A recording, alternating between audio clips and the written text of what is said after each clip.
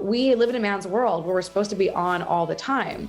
But realistically, women really should like respect and like live with their energy levels and like design their lives around their periods. But unfortunately, our lives are designed around the way that men work. I'm curious, as a leader in this space, how do you define biohacking yourself, and how would you say it's different for men and women? Yeah, so two really good questions. The first one is how do I define biohacking?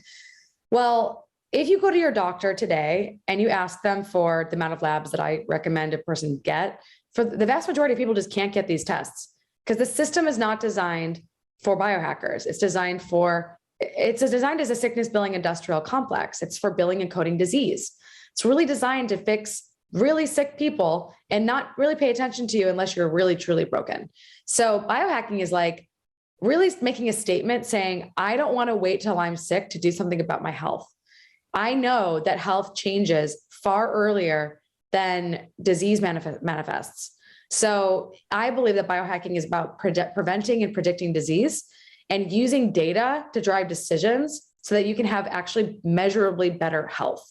So, what have I discovered about men and women? Well, on one hand, women have this hormonal cycle, which as a CEO of a company, it is unbelievably frustrating to once a month have to basically have pain and bleeding and have to sit in front of meetings and just put a smiley face on and act like I'm completely fine. Fortunately, my periods are actually much better managed now. And my PMS is almost, it's very minuscule compared to where it used to be. But it's definitely still an annoying facet about being a woman. And, we live in a man's world where we're supposed to be on all the time. But realistically, women really should like respect and like live with their energy levels and like design their lives around their periods. But unfortunately, our lives are designed around the way that men work. So what I've learned is that I have to be really careful about how I schedule the weeks around my period, because I know I'm not going to be as outwardly facing on. I'm not going to give as great of presentations. I'm going to be a little bit more subdued. I'm going to be a little bit more relaxed, and I'm going to have more food cravings. And so I have to be careful about which kind of carbohydrates I choose, because I'm a little bit less insulin sensitive, right? As all women are during this time. And specifically like the week before my period, I just need to be a little bit more gentle with myself, because I can be a little bit, just more irritable and tired. So I give myself more space for relaxation and rest. And I do a little bit less socializing during the second half of my cycle than the first half. During the first half of my cycle, and for a lot of women who understand their biology, you're ready. Your biology is a lot more like a man's. You're basically able to go out and, rock those presentations. You have unbelievable energy for the gym. You can, eat more. You can eat like, essentially like your body is a little bit more glucose sensitive. So you can eat those carbs and do harder exercise and higher intensity exercise and burn that glycogen. Now, fasting is one of those things that I honestly, fasting frankly led to a spiritual awakening in my life. So I can't say that fasting is bad for women, because I wouldn't be where I am today if I hadn't have done quite a lot of fasting.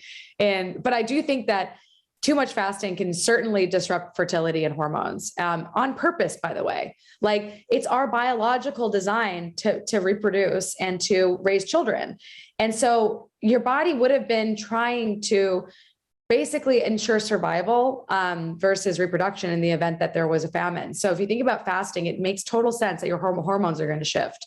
So if you're trying to have a baby, fasting is probably not your friend, unless you maybe have polycystic ovarian disorder, insulin resistance, and really need to actually work on your blood sugar metabolism. The average woman who has a healthy metabolism, it doesn't have PCOS or insulin resistance, fasting can be problematic for premenopausal women. I think 14 hours is pretty reasonable for most women. 16 if you have a little bit of weight to lose. But once you start hitting above 16 to 18 to 24 hours, you got to be really careful, because you might throw off your hormones. And I learned that the hard way. At the same time, I definitely improved insulin resistance significantly in my body by doing some fasting and ketosis. And I don't think I would have a healthy metabolism today if I hadn't have used those metabolic interventions to boost my health and to get my blood sugar into the healthy range. That being said, you got to really try to tailor these interventions to your body with where you're at, what your goals are for your health, and where your baseline health status is. So what I've learned is that medicine and health personalized medicine and optimizing health and biohacking is really all about finding out what works for you and not necessarily just bandwagoning off of what you hear, but actually figuring out like, is this really right for my body? And should I actually be doing this thing that everyone else is doing? That's really kind of the way I see it. Women need to be a little bit more careful than men because some of these metabolic interventions could actually throw off our hormones and throw off, a bunch of things that we need to maintain our health. Dive deeper into this topic, I wanted to welcome you back. My name is Orshi McNaughton, and if you're enjoying this content, may I suggest a few things to help this channel. Hit the like button, subscribe, and leave a comment. All that helps the algorithm so others can find us. And if you have a friend that is working on optimizing her health, please share this video with her. And now let's continue with this interview excerpt. A lot of biohackers and health optimizers are looking for a health span, not just health. So can you explain the difference? What is health and what is health span? Sure. So health is the ability to adapt and self-manage in the face of adversity. What does that mean? Well, there's social challenges to being healthy, right? Like your community, the society you live in, the neighborhood you live in, the environment you live in. There's physical challenges like pollution, like climate change, like, health history, family history. There's emotional challenges like trying to handle the amount of chronic stress that a modern human has to deal with. The fact that we're basically in World War III, and you know what? I've accepted it. So it's interesting. We have all these challenges, and health is about capacity. So I have spent my entire life trying to figure out what the heck is health, because all I got taught about in medical school is what is disease.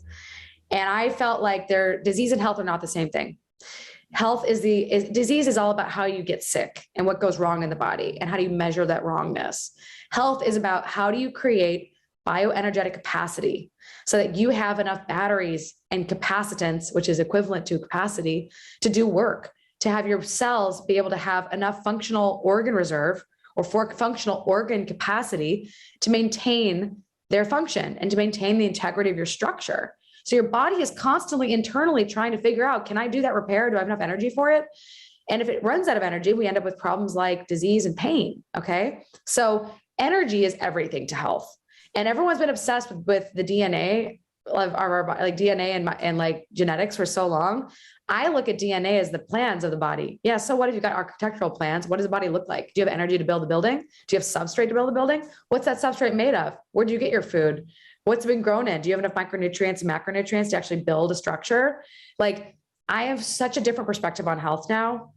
And like, let alone just the biological facet of health, right? Like, if you think about health as capacity and you think about bioenergetic capacity as like literally batteries and capacitors, if you think about health span, it's like, how long will your body last before it breaks? How long are you going to have a healthy body before you start having disease or disability? That is 100%, in my opinion, a product of your health. It's a product of your bioenergetic capacity, your ability to have enough energy to maintain the integrity of your body's structure. So building energy capacity is like the main interest that I have, and figuring out where are your sources of stress that drain your batteries so you can actually maintain your bioenergetic capacity, because you're constantly in a balance of capacity and demands. And so when demands outweigh capacity, that's when the body starts to break. But when your capacity is way more than your demands, that's when you're resilient, because you can hit with it. You can get hit with a demand, you can get hit with an allostatic load, and you still have enough energy to maintain the structure.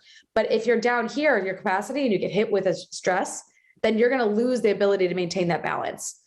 That one understanding, or many understandings, but this one core concept is what led me to realize, holy crap, I think I finally figured out what health is. And I finally figured out that if I want to live a long and healthy life, then I have to maintain my body's energy capacity.